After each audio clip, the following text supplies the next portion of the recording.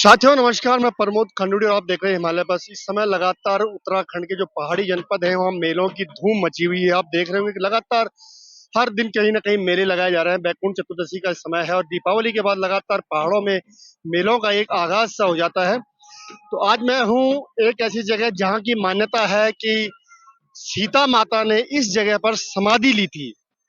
जी हाँ, इसी जगह पर ये पौड़ी का कोट ब्लॉक है और यहाँ पर एक वाल्मीकि का मंदिर भी है। जब कहा जाता है कि जब सीता माता को अग्नि परीक्षा से गुजरना पड़ा तब सीता माता इस जगह बताई जाती है कि इस जगह उसने समाधि ली है। ये इतिहासों में है, लेकिन जिस प्रकार की इनकी मान्यता है यहाँ के लोगों की, तो ये मेला हमेशा दीपावली के बाद जो इगास आती है 11वें 12वें दिन ये मेला लगता है।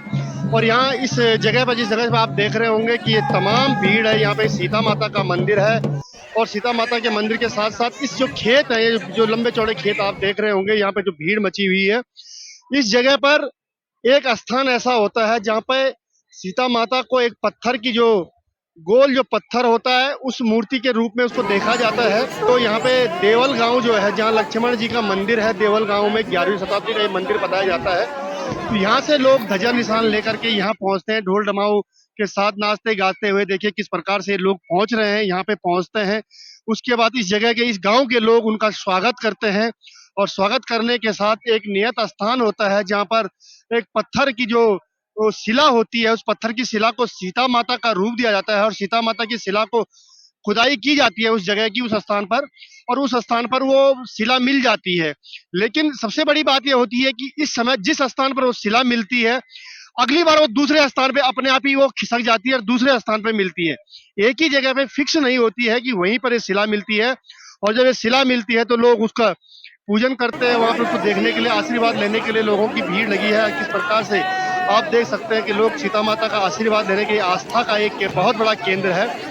और आपको बता दें कि 2018 में जब त्रिवेंद्र रावत की सरकार थी, तो उस समय इसकी मांग की गई थी कि यहाँ सीता सर्किट के रूप में इसको डेवलप किया जाए। लेकिन इसको सीता सर्किट के रूप में डेवलप करने की बात तो हुई थी, लेकिन यहाँ की जो जमीनें ये भी एक्वायर कर दी गई थी, सब कुछ किया गया था।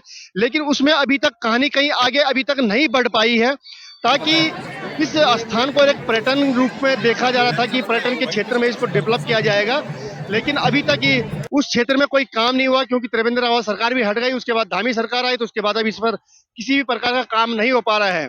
यहाँ के लोग भी इससे रुष्ट हैं, कहीं ना कहीं नाराजगी है, क्योंकि जो जमीन जो खेत देख रहे होंगे आप, हमारे पीछे जो खेत है, ये खेत कभी लहलाते थे फसलों से यहाँ पे, लेकिन जब से ये जमीन एक्वायर करने की बात हुई तो यहाँ के लोगों ने ये खेत छोड़ दिए हैं और इन खेतों में आज ये खेत बंजर पड़ गए हैं और बंजर हो गए हैं। तो कहीं ना कहीं सरकार की अनदेखी भी इस गांव के लिए भारी पड़ी है। और जिस प्रकार से लोग सीता सर्किट की बात कर रहे थे, सीता सर्किट को डेवलप करने की बात कर रहे थे, उस हिसाब से अगर यहाँ पर सीता सर्किट डेवलप होता तो कहीं ना कहीं ये भी एक पर्यटन से ये क्षेत्र जुड़ जाता है। आइए बात करते हैं यहाँ के कुछ लोगों से कि उनका क्या कहना है। तो मेरे साथ यहाँ के जो स्थानीय निवासी हैं, ये बात करते हैं उनसे। पहले तो स्वागत है आपका हिमालय प्लस चैनल पर। बहुत बहुत धन्यवाद आपके चैनल का। आपका शुभ नाम क्या है? मेरा नाम गणेश भट्ट है। मैं इसी गांव का हूँ, फलसाड़ी गांव का हूँ। और जी इस प्रकार बताएं, जहाँ पे सीता माता का जो ये मेला लगता है, यहाँ पे मनसार इसको कहा जाता है, क्या मान्यता है?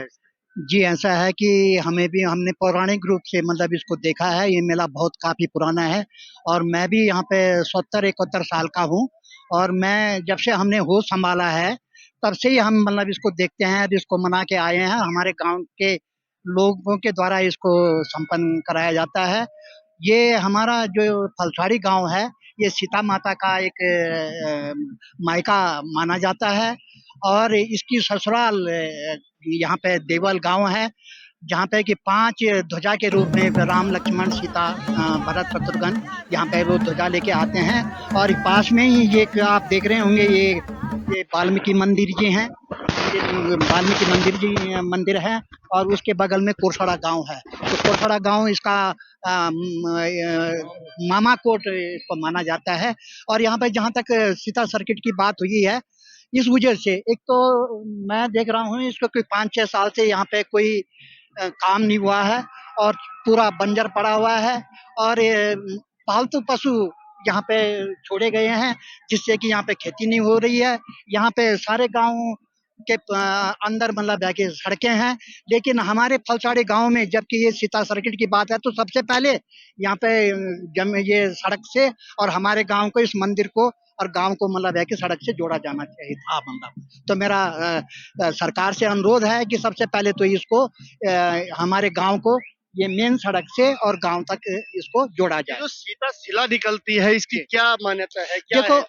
देखो ऐसा है कि यहाँ पे माना जाता है कि जब सीता जी को राम जी ने वन में छोड़ने की बात करी थी तो लक्ष्मण जी उनके साथ में आए थे और यहाँ पे ये मान्यता है कि सीता जी की यहाँ पे समाधि है, यहाँ पे वो धरती में गई थी तो यहाँ पे उन्होंने उनके बाल थोड़ा सा पकड़े थे कि मतलब मान जाओ या वह तो उसको मतलब है कि एक वो शिला के रूप में वहाँ पे वो स्थापित हो गई है। तो हमारे गांव के जो फलसाड़ी गांव के जो लोग हैं उसको एक एरिया उसमें उसको खोदते हैं, उसके बाद वहां से वो शिला के रूप में निकलती है जिसकी कि हम पूजा करते हैं। ये सर मेरे साथ भाटी जी जिन्होंने बताया कि किस प्रकार का वृत्तांत यहाँ पे सीता माता को लेके जो मान्यता है यहाँ की, इस प्रकार की मान्यता है। हर इस मान्यता के रूप में ही हम लोग आस्था का केंद्र है, आस्था से जुड़े हुए लोग हैं। ये बहुत बड़ी आस्था है कि उस शिला को आज सीता माता ने यदि यहाँ पे समाधि ली तो आज उस शिला के रूप में यहाँ पे निकलती है। और इस क्षेत्र से जो सीता माता की जब ये शिला के बाद जब निकल जाती है, वहाँ पूजा अर्चना होती है, उसके बाद जो सीता माता के प्रसाद के रूप में जो उसके बाल होते हैं, बाल कहा जाता है, एक घास होती है, इसमें अलग सी घास होती है, इस घास को प्रसाद के रूप में लोग लेके जाते हैं। बरसों पुरानी बातें हैं और ये लगातार पीढ़ी दर पीढ़ी चलता आ रहा है और इसी के एवज में यहाँ पे बहुत सुंदर मेला आप देख रहे होंगे कि किस प्रकार लगा है। धन्यवाद, नमस्कार। अगर आपको खबर अच्छी लगे तो लाइक और सब्सक्राइब अवश्य करें।